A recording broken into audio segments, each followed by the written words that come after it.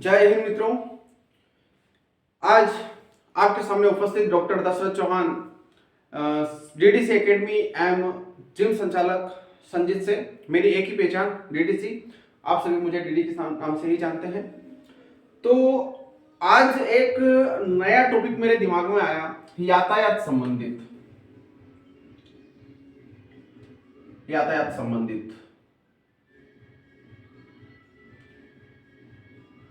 मित्रों,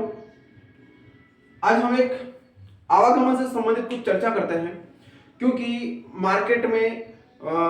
आजकल जो हो रहे हादसे, कुछ हमारी छोटी सी एक लापरवाही के कारण अनेकों अनेक हादसे हो रहे हैं और हमारा ध्यान आज तक उन हादसों की तरफ नहीं जा रहा है तो कुछ चंद सेकंड के लिए, उसके बाद हम पुरानी वापस अपनी अवस्था में आ जाते हैं, क्योंकि हम सब जानते हुए भी या तो अनजान बन रहे हैं या फिर जानने का प्रयास नहीं कर रहे हैं। लेकिन अगर हम अपने परिवार को बचाना है, अपने वाले को बचाना है, हमें स्वयं को बचाना है, तो कुछ नियमों का ध्यान रखना आवश्यक है और हमें उन नियमों के आधार पर चलना भी पड़ेगा। हमारे यहाँ की जो सरकारें हैं, पुलिस बल जो है दिन रात लगा हुआ है यातायात नियमों से संबंधित जानकारी देने के लिए, हर चौराहे पर, तिराहे पर प्रयास करता है, जानकारी देता है, लेकिन आज तक इसका वास्तविक तरीके से कोई समाधान नहीं निकल करके आया है। इसलिए नहीं निकल करके आया है क्योंकि कोई राय देने वाला राय दे करके चला जाता है, लेकिन उस पर अमल करना तो हमारा काम है। इसलिए आज हम खुद अपनी जानकारी भी नहीं रखेंगे, अपना ध्यान भी नहीं रखेंगे, तो अपना ध्यान रखिएगा कौन। तो मित्रों, आज उसी से संबंधित मेरे दिमाग में कुछ चीजें आई हैं, क्योंकि मेरा भी आवागमन का बहुत ज्यादा काम पड़ता है। तो उस हिसाब से मुझे जो रास्ते में कठिनाइयां आती हैं, मैं उन्हीं से अवगत कराता हूं कि आखिर में समस्या कहां है, इतने हादसे होते कैसे हैं और हमारा ध्यान उनकी तरफ जाता क्यों नहीं है। तो कुछ कुछ छोटी चीजों की हैं जो बहुत बड़ा मायने रखती हैं, उनकी तरफ आज मैं आप सभी का ध्यान आकर्षित करवाना चाहूंगा। मित्रों, बने रहिएगा पूरे वीडियो में। मैंने अलग अलग माध्यम से जितना मेरे पास अनुभव है, मैं हमेशा एक वीडियो बनाता रहता हूं। लंबे समय के बाद ऑनलाइन आता हूं, समय की बहुत कमी रहती है, लेकिन फिर भी अपने वालों की जान बचाने के लिए, अपने वालों को बचाने के लिए अगर कुछ क्षण मुझे देना पड़े और अगर मेरे पास में उससे संबंधित अगर कोई जानकारी है और अगर मैं आप लोगों तक पहुंचाने का प्रयास कर रहा हूं, तो मेरे लिए बड़ी सौभाग्य की बात होगी। तो मित्रों, जानते हैं, सर्वप्रथम हमारे यहाँ का पुलिस बल हमेशा आप सभी लोगों से विनम्र निवेदन करता है कि कृपया हेलमेट लगाएं। तो आप हेलमेट लगाएं, और हेलमेट के नाम पर बहुत सारे प्लास्टिक टाइप कवर हेलमेट आ रहे हैं, जिनको बिल्कुल न लगाएं। थोड़ा मजबूत हेलमेट लगाएं, ताकि किसी कारणवश किसी भी समय हमारा हादसा हो तो कम से कम हमारा जो मस्तिष्क है, माथा है, ये बच जाए। और अगर ये माथा बच गया तो ये मान के चलिए कि हमारा पूरा शरीर बच जाएगा, क्योंकि जो हमारी मेन जान होती है वो यही होती है। तो सबसे पहले आप हेलमेट लगाएं। आपकी बाइक के ऊपर एक व्यक्ति भी है, दो व्यक्ति भी हैं, तो आप हेलमेट लगा करके चलने का प्रयास करें। इस बात का विशेषकर ध्यान रखिए। अगर आप फोर व्हीलर से चलते हैं या अन्य कई बड़े साधन से चलते हैं, तो अपना सीट बेल्ट जरूर लगाएं। मित्रों, सीट बेल्ट लगाने का फायदा यह है कि अगर आप सीट बेल्ट लगाते हैं और बाय चांस खुदा न खास्ता कहीं हमारी टक्कर हो गई, हमारी दुर्घटना हो गई, तो हम जो सीट है, हमारी बैठक सीट, गाड़ी की ड्राइविंग सीट, उसके बिल्कुल चिपके हुए रहते हैं। इसलिए हमारा जो ये आगे वाला जो पार्ट है, अगर ये आगे जो अपनी गाड़ी है उस चेचिस से अगर नहीं भड़काएगा, तो हमारा पूरा चेचिस बच जाएगा उस सीट बेल्ट की वजह से, क्योंकि सीट बेल्ट हमें आगे जाने से रोकेगा। अन्यत्र कहीं रोड के किनारे अगर हमारी जो फोर व्हीलर गाड़ी है, अगर वो नीचे उतरती हैं, अगर वो कहीं नीचे उतरती हैं और अगर हमारे पास सीट बेल्ट नहीं होता है, तो ऐसी कंडीशन में हम तुरंत, दिमाग अपना अस्त व्यस्त रहता है, समझ नहीं पाते हैं, भागने का प्रयास करते हैं। हो सकता है कि हम खिड़की खोल करके बाहर की तरफ कूद जाए, तो ऐसी स्थिति में क्या होता है कि हम नीचे आ जाए और गाड़ी हमारे ऊपर आ जाए, या अन्य किसी वाहन से टक्कर हो रही तो वो वाहन हमारे ऊपर आ जाए। तो ऐसी कंडीशन में हमें सीट बेल्ट लगाना जरूरी होता है, क्योंकि सीट बेल्ट हमें अपनी गाड़ी से दूर कदापि नहीं जाने देता है, और जहां पर हमारी बैठक होती है वो यूं मान के चलिए कि सेफ जगह होती है, इसलिए वहां पर हमारे साथ होने वाले नुकसान से हम बिल्कुल बहुत लंबा चौड़ा बचाव कर सकते हैं। तो इसलिए हेलमेट और सीट बेल्ट, ये दो चीजें महत्वपूर्ण बात हो गई। एक आम इंसान के मुंह से सुनेंगे तो भैया सीट बेल्ट लगाओ, हेलमेट लगाओ, ये दो बातें बिल्कुल सामने आती है। इसके अलावा भी बहुत सारी चीजें सामने आती हैं, जिन पर मैं कुछ चीजें जो मेरे दिमाग में चल रही हैं उन पर मैं प्रकाश डालूंगा। आजकल मैंने देखा है कि शाम या सवेरे के टाइम पर मेरे युवा साथी मित्र जो दिन रात फोर्स की तैयारी करते हैं, आर्मी की तैयारी करते हैं और हर गांव में ग्राउंड अवेलेबल नहीं है, तो वो क्या करते हैं कि सड़क जो होती है, सड़क के किनारे दौड़ने का प्रयास करते हैं और दौड़ते भी हैं। होता क्या है मित्रों, यहां पर मैं आप सभी का ध्यान आकर्षित करवाना चाहूंगा कि आप सड़क पर दौड़ते हैं, ठीक है कोई बात नहीं, लेकिन अंधेरा होने के कारण मान लिया जाए आप दौड़ करके, जैसे मान लीजिए ये लड़के हैं और ये दौड़ करके इस दिशा में जा रहे हैं, ठीक है, और ये लड़के दौड़ करके इस दिशा में जा रहे हैं, अपनी साइड से ले लेता हूं मैं, मान लिया जाए लड़के दौड़ करके इस साइड में जा रहे हैं और सामने से इस तरफ से एक वाहन आ रहा है। हो सकता है कि वो वाहन मोटरसाइकिल हो या फोर व्हीलर हो या अन्य कोई वाहन हो। तो ऐसी कंडीशन में क्या होता है कि इस वाहन की जो लाइट पड़ती है इन लड़कों के ऊपर या सामने वाले, यानी कि इस एरिया में ये जो गाड़ी होती है इसकी जो लाइट होती है ये इस पूरे एरिया को कवर करती है। जब इस पूरे एरिया को कवर करेगा और बाय चांस लड़कों के पीछे पीछे अन्यत्र एक अन्य कोई साधन आ रहा है, उसकी भी लाइट सामने पड़ेगी। तो मित्रों इस बात का मैं आपका ध्यान यहां पर आकर्षित करवाना चाहूंगा कि यहां पर जो बाइक सवार है या फोर व्हीलर वाला जो भी व्यक्ति है, यहां पर जो भी ड्राइवर है, इस ड्राइवर को ना तो इधर का कोई रास्ता दिखेगा और इस ड्राइवर को भी अन्यत्र कहीं रास्ता दिखेगा। सिर्फ इन दोनों को यह दिखेगा कि यहां पर सामने से कोई एक वाहन आ रहा है और इसको भी कोई दिखेगा कि सामने से कोई वाहन आ रहा है, लेकिन बीच में जो ये लड़के दौड़ रहे हैं ये ना तो इसको दिखेंगे ना इसको दिखेंगे। मेरे भाई ऐसी स्थिति में जो इधर से जो व्यक्ति आ रहा है वो पीछे से आपको ठोक करके चला जाएगा, पता ही नहीं चलेगा।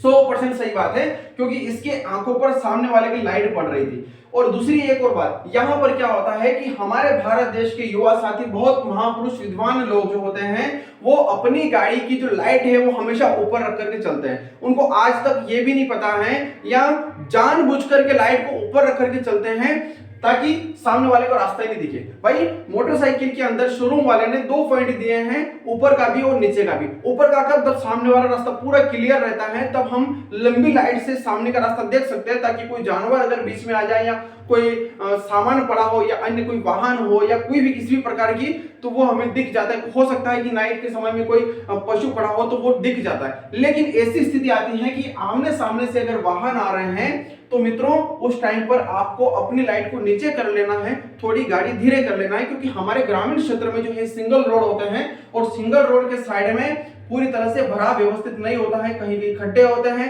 हो सकता है कि कहीं कहीं रोड भी टूटे हुए होते हैं। तो ऐसी कंडीशन में दुर्घटना होने की पूरी संभावना होती है। तो यहां पर क्या होता है कि इस व्यक्ति को ना तो ये वाहन दिखता है, इस व्यक्ति को यहां पर इधर का कोई एरिया नहीं दिखता है और इस व्यक्ति को भी यहाँ का कोई भी एरिया नहीं दिखता है। लेकिन बीच में जो मेरे युवा साथी फोर्स की हमेशा तैयारी करते रहते हैं, उनके साथ दुर्घटना होने का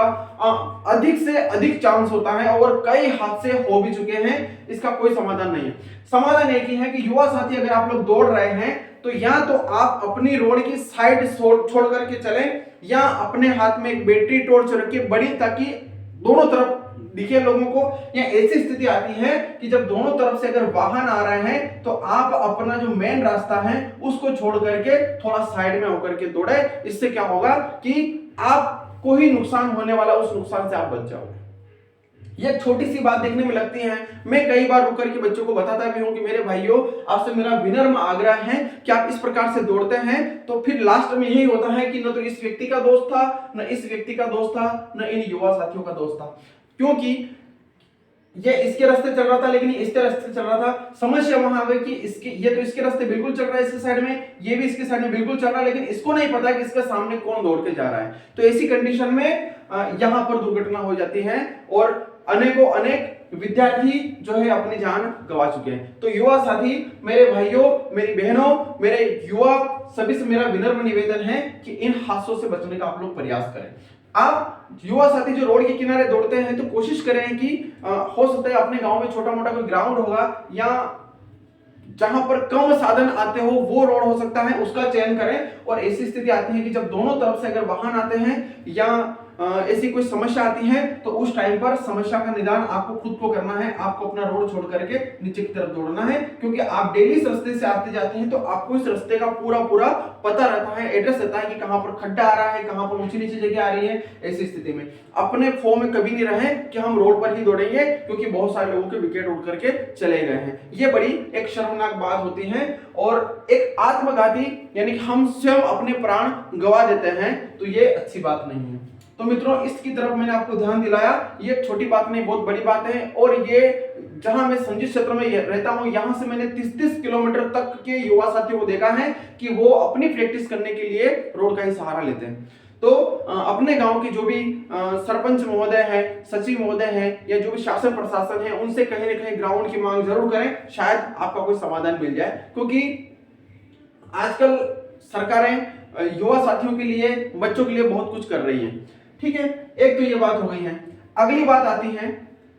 कि जब हम कहीं पर भी जा रहे हैं, रास्ते चलते चलते, मान लिया जाए हम इस तरफ जा रहे हैं और हमें दिन के समय में, बहुत सारे लोग क्या होता है कि दिन के समय में हमारी जो गाड़ी होती है, हम उसका सिर्फ इंडिकेटर चालू करके इधर से उधर मुड़ जाते हैं, इधर से उधर मुड़ जाते हैं, बहुत फास्ट मुड़ते हैं। मान लीजिए यहाँ पर एक रास्ता है, यहाँ से हम जा रहे हैं, ठीक है। अब हम इस बात को बिल्कुल ध्यान में नहीं रखते हैं कि हमारे पीछे पीछे कौन आ रहा है, कितनी स्पीड से आ रहा है, कौन सा वाहन आ रहा है। हमारा ध्यान पीछे की साइड में कभी नहीं जाता है। हम क्या करते हैं, तुरंत इस रास्ते पर आए, हम इधर मुड़ना हो तो हम इधर मुड़ गए, हम इधर मुड़ना हो तो इधर मुड़ गए। तो बेचारा जो पीछे वाला आता है, उस पीछे वाले को पता ही नहीं होता है कि ये व्यक्ति जो है ये इस तरफ जाएगा कि इस तरफ जाएगा, क्योंकि उसको किसी भी प्रकार का कोई संकेत नहीं मिलता है। तो मेरा यहां पर भी आपका विनम्र अनुरोध है कि आप कुछ दूरी पर स्पीड के हिसाब से देख लीजिए। अगर आप बड़े रोड पे चल रहे हैं, हाईवे पर चल रहे हैं, तो कुछ लंबी दूरी से आपको अपनी साइड लेना पड़ेगा। अगर आप दिन में हैं तो हाथ से इशारा कर सकते हैं, इंडिकेटर भी चालू कर सकते हैं। नाइट के टाइम पर क्या होता है, अक्सर मैंने लोगों को देखा है कि हाथ देते हैं, लेकिन नाइट के टाइम पर कभी भी हाथ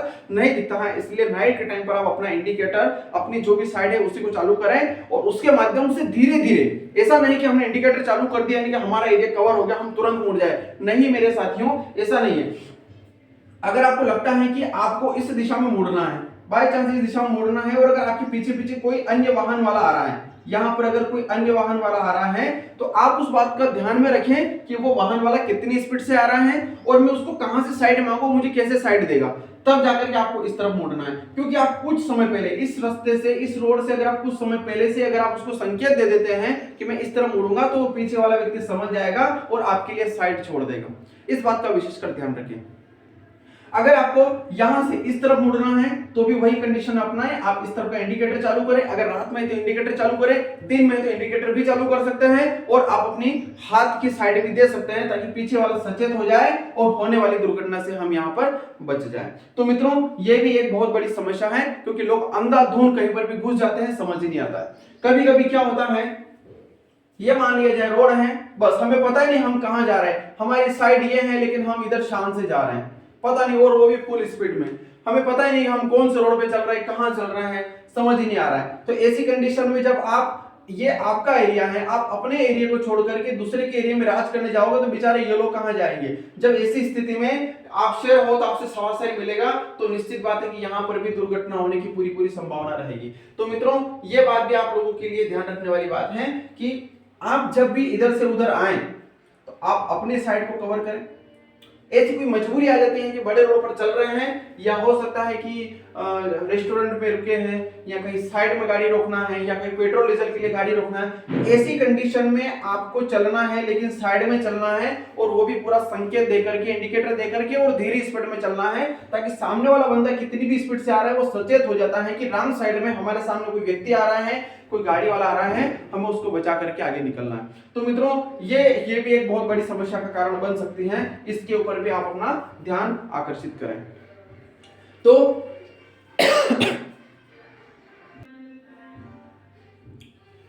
मित्रों, इसी प्रकार से मैं कुछ चीजों से और अवगत कराना चाहूंगा। मान लिया जाए हम किसी शहरी क्षेत्र में जा रहे हैं और हम रेलवे क्रॉसिंग करते हैं। रेलवे क्रॉसिंग टाइम पर भी ऐसे ही होता है, हम इतना जल्दी में होते हैं कि बेचारा फाटक, रेलवे फाटक पर बैठा हुआ व्यक्ति वो जब खंबे सामने लाता है कि रेल आने वाली है, ट्रेन आने वाली है, कृपया कुछ समय के लिए रुक जाए, लेकिन हम इतने बड़े महान कलाकार होते हैं कि हम बेचारा वो खंबा डाल रहा है, हम फिर भी रास्ता क्रॉस करने का प्रयास करते हैं। और उस टाइम पर अपने को इस बात का भी होश हवास नहीं होता है कि हमारे साथ में अन्यत्र कोई बड़े वाहन भी हो सकते हैं, कोई छोटे वाहन भी हो सकते हैं, तो बाय चांस यहाँ पर भी दुर्घटना होने की पूरी पूरी संभावना रहती है। इसलिए आप अगर देख लो कि सामने वाला बंदा जो है, जो खिड़की रेलवे फाटक पर जो व्यक्ति बैठा हुआ है, अगर वो आपको संकेत दे रहा है कि आप रुक जाइए, उसने संकेत छोड़ दिए हैं, वो खंबे नीचे की तरफ ला रहा है, तो ऐसी स्थिति में आप रुक जाइए। 5 से 10 मिनट रुकने में आपको कोई नुकसान नहीं है। ऐसी कंडीशन में भी कोई एम्बुलेंस अगर आती है रास्ते में, तो कृपया करके उसको साइड जरूर देवें, क्योंकि उसमें कोई ना कोई निश्चित बात एक मरीज होगा और उसके लिए एक एक क्षण भी काफी कीमती होता है। इसलिए तुरंत अपना रास्ता बनाए और इस स्थिति में उसको छोड़े। और ये सिर्फ एम्बुलेंस के लिए, मैं रेलवे क्रॉसिंग पर ही रास्ता छोड़ने के लिए नहीं बोल रहा हूं, मैं सभी जगह, उन सभी जगह, चाहे हाईवे हो, चाहे अपना मार्केट हो, मार्केट के अंदर काफी ज्यादा ट्रैफिक हो, तो ऐसी कंडीशन में भी अपने को बीच में एक छोटी सी एक रास्ता निकाल करके एम्बुलेंस के लिए रास्ता छोड़ देना अनिवार्य है। ये हमारे लिए एक बहुत बड़ी गर्व की बात होगी कि हमारा एक छोटा सा प्रयास किसी की जिंदगी बचा सकता है। तो एम्बुलेंस का भी विशेषकर ध्यान रखें, हमेशा एम्बुलेंस का विशेषकर ध्यान रखें। और रेलवे क्रॉसिंग करते टाइम पर फाटक के वहां पर इस बात का विशेष ध्यान रखें कि अगर खंबे नीचे आ रहे हैं तो अपने को अपनी जगह रुक जाना है, क्योंकि कई बार खंबे टूट गए हैं और हादसे भी हो गए, क्योंकि खंबे की लंबाई 25-30 फीट के आसपास होती है। हो सकता है कि किसी कारणवश हो सकता है खंबा पुराना हो जाए, या अन्यत्र सर्विसिंग नहीं मिलने के कारण, या दुर्घटना किसी भी प्रकार से हो सकती है, तो खंबे अपने ऊपर भी आ सकते हैं और हमें दुर्घटना का शिकार होना पड़ता है ऐसी स्थिति में। अगली स्थिति ऐसी भी आती है कि हम किसी को ओवरटेक कर रहे हैं। मान लीजिए यहाँ पर कोई बड़ा साधन जा रहा है, यहाँ पर कोई बड़ा साधन जा रहा है और हम इस साइड में होकर के ओवरटेक कर रहे हैं, हम बार बार उसको हॉर्न लगा रहे हैं, लेकिन बेचारे उस ट्रक वाले से पूछो, उसकी एक मजबूरी होती है, वो आपको साइड नहीं देता है, लेकिन आपको उसके ऊपर गुस्सा आता है और आप गुस्से में वो कर बैठते हैं वो जो आपको नहीं करना चाहिए। ऐसी कंडीशन में आपको ध्यान रखना है कि कोई भी बड़ा वाहन हो, अपने पास बाइक है, सामने वाला व्यक्ति हो सकता है कि बस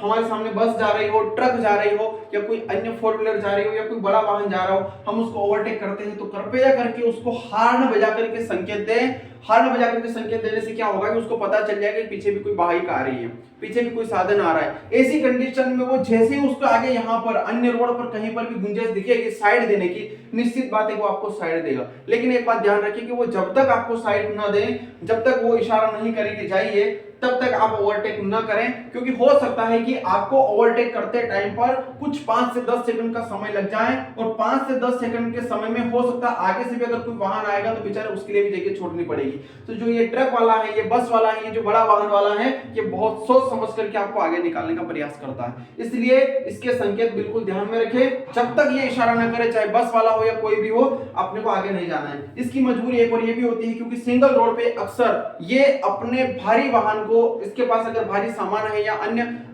बस है या ऐसी गुंजाइश में अगर ये रोड से नीचे नहीं उतार सकता है तो ये नहीं उतारेगा, चाहे वो ट्रक हो, बस हो या अन्य कोई बड़ा वाहन हो। ऐसी कंडीशन में अपने को ही नीचे उतर करके जाना पड़ेगा, लेकिन तब तक हमें इसका इंतजार करना पड़ेगा कि ये अपने को क्या संकेत दे रहा है। तो इस बात का भी आप लोग विशेषकर ध्यान रखें। एक और कहीं ये होता है कि मान लिया जाए आगे से कोई बड़ा वाहन आ रहा है, हम इधर से जा रहे हैं, हम बाबूजी बन करके उसको साइड नहीं दे रहे हैं, क्योंकि सामने वाला बार बार लाइट बंद चालू कर रहा है, वो आपसे ये बोल रहा है कि मेरे पास भारी सामान है, कृपया करके मुझे रास्ता दीजिए। तो ऐसी कंडीशन में भी हम अपने फॉर्म में रहते हैं और वो जो है उसकी मजबूरी होती है, साइड नहीं छोड़ता, और इसी स्थिति में भी दुर्घटना होने के शिकार होते हैं। तो ऐसी कंडीशन में अगर अपने को लगता है कि सामने से बड़ा वाहन आ रहा है, बस आ रही है, और नाइट के समय में अगर अपने को लगता है कि सिर्फ हमें 2 लाइटें दिख रही है, रास्ता नहीं दिख रहा है, तो हमें कुछ क्षण के लिए रोड से साइड में रुक जाना है या अपनी गाड़ी को धीरे कर लेना है कि हम छोटे बाप के नहीं होना है, क्योंकि जिंदगी है तो सब कुछ है, फिर आप संभाल करके चल सकते हैं। लेकिन ऐसी स्थिति में ये आपको पहचानने में देरी करता है,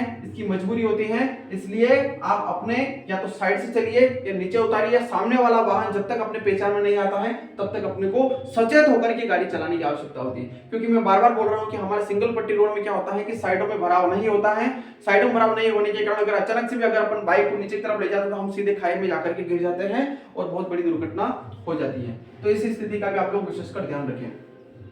एक और आता है, मान लीजिए इस प्रकार से रोड बना हुआ है, टेढ़ा मेढ़ा मोड़ आते हैं, निश्चित बात है मोड़ आते हैं। अब होता क्या है कि हम यहाँ से बाइक लेकर के आ रहे हैं, फुल स्पीड में आ रहे हैं, लेकिन सिंगल रोड है,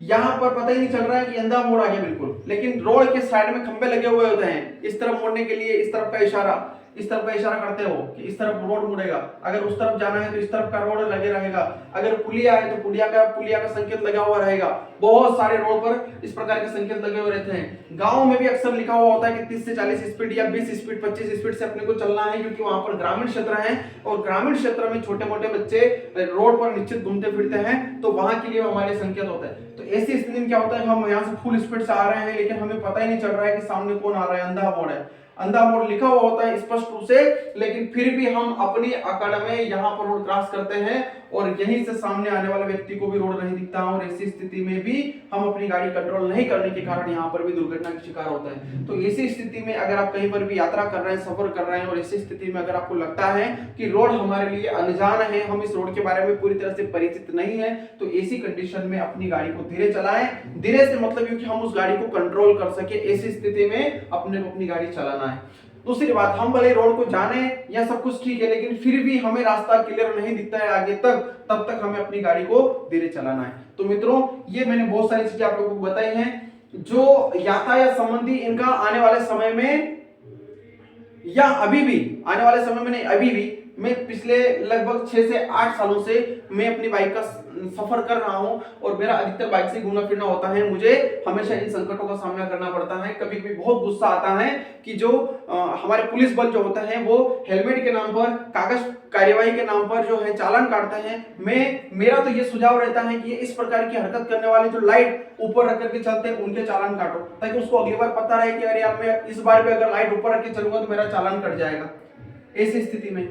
स्थिति में जहां पर पुलिस बल तैनात रहता है, राउंड पर बहुत स्पीड से दादागिरी से लोग निकलते हैं, उनको पकड़ के उनका चालान काटो, ताकि जब भी वो मोड़ पे जाएगा तो उसको पता रहेगा कि मेरा चालान कट जाएगा। और चालान भी अपने को छोटा मोटा नहीं, बड़े वीआईपी काटना है, ताकि उसको पता रहे कि हम भी वीआईपी हैं तो वीआईपी चालान कट गया। मेरा इस प्रकार से सुझाव रहता है। लेकिन क्या करें, मजबूरी है, हमारे देश की व्यवस्था ऐसी है, साथ को देना नहीं चाहता है। पुलिस बल है, जैसे हमारा थाना नाहरगढ़ लगता है, यहाँ पर संख्या बल बहुत ज्यादा है, क्षेत्रफल बहुत ज्यादा है और पुलिस बल कम होते हैं, बेचारे वो भी परेशान है, करें तो क्या करें। तो इसलिए ये एक आम बात होती है कि हम थोड़ा थोड़ा ध्यान हमारा भी और सबका अगर रखेंगे, एक दूसरे को समझने का प्रयास करेंगे, तो हर विभाग बढ़िया तरीके से काम करेगा और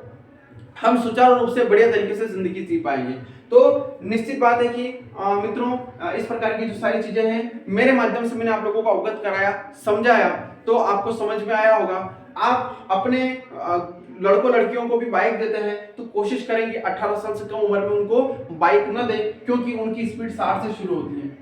छोटे बच्चे जो गाड़ी चलाते हैं उनकी स्पीड ही 60 से शुरू होती है, 60 70 80 पर चलती है, वो हेलमेट भी नहीं लगाते हैं, कुछ भी नहीं लगाते हैं और निश्चित बात है दुर्घटना का शिकार हो जाते हैं। इसलिए आप अपने बच्चों के लाड़ प्यार तो करें, करना अच्छी बात है, लेकिन इस प्रकार की कोई लाड़ प्यार न करें कि आपके लाड़ प्यार ही आपके बच्चों को बिगाड़ दे। साइकिल बहुत बढ़िया बेस्ट तरीका है। 17-18 साल तक आप अपने बच्चों को साइकिल लेकर के गांव में भेजें, कुएं पर भेजें, स्कूल भेजें, ताकि उसका जो शरीर है वो भी हेल्थी रहेगा।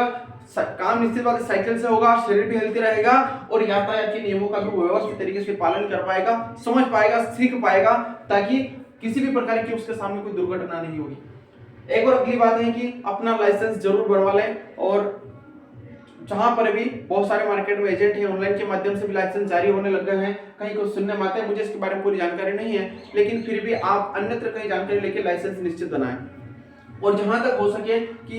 हमारे यहाँ पर जितने भी सारे विभाग हैं, जैसे पुलिस बल है, तो जहां लगे कि पुलिस बल की सहायता करना है, निश्चित सहायता करने में जुट जाए। हो सकता है कि रास्ते में किसी प्रकार का हादसा दिखे तो आप उस हादसे को कंट्रोल करके, अगर कोई मरीज है, पेशेंट है, लग गई उसको, तो उसको हॉस्पिटल तक पहुंचाने का प्रयास करें। अभी गर्मी के दिनों में हमारे जो पशु पक्षी होते हैं बेचारे पानी के लिए मर जाते हैं, तो अपने घर पे